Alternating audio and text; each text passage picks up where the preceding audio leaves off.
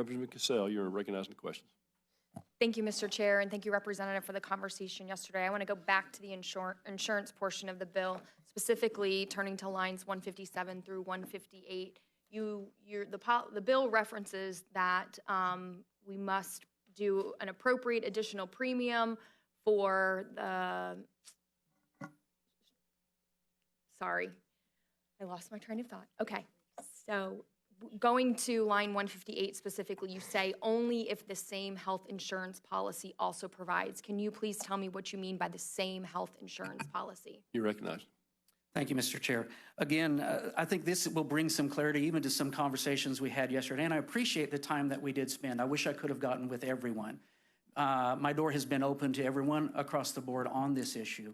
And specifically where it says an appropriate additional premium, that was the concern.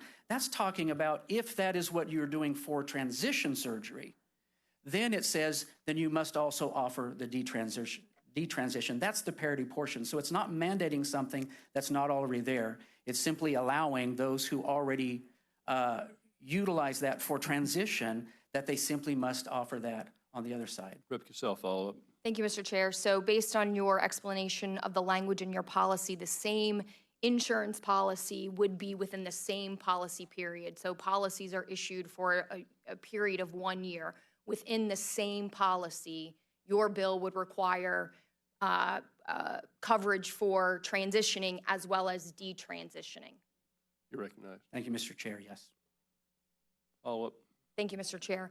An insurance company's decision to decide what coverages they offer, as an example, we have many insurance companies in the state that offer auto insurance but refuse to offer property insurance. Would you agree that that's a business decision that corporations are allowed to make to determine what types of policies they offer and don't?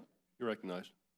Thank you, Mr. Chair. I really feel that's apples to oranges when it comes to health care and a specific type of health care, which is relatively new in the history, but because of compassion for others and those who are going through this treatment, then there are those who have chosen to offer these services for those who desire to transition. This is a parity, making sure it's like a two-way street.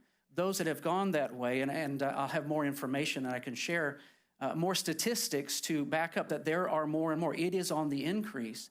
Those who are seeking to find wholeness, and it is discriminatory to say we will make you whole this direction, but not make you whole this direction. Follow up. Thank you, Mr. Chair. As it pertains to the coverage for transition and detransitioning, how long are insurance companies going to be on the hook to provide coverage for the detransition? As an example, we know that policies are in place and in effect for a year. If someone has a policy in effect from, say, 2026 to 2027, if they decide they want to detransition several years later, are they going to be able, under your policy, to go back to the insurance company to obtain that detransition coverage? Rep. Bankston. Thank you, Mr. Chair. Thank you for the question. No, it's while they are under that coverage. So we can't mandate someone who has no longer been receiving the premiums for that then to have a claim against them.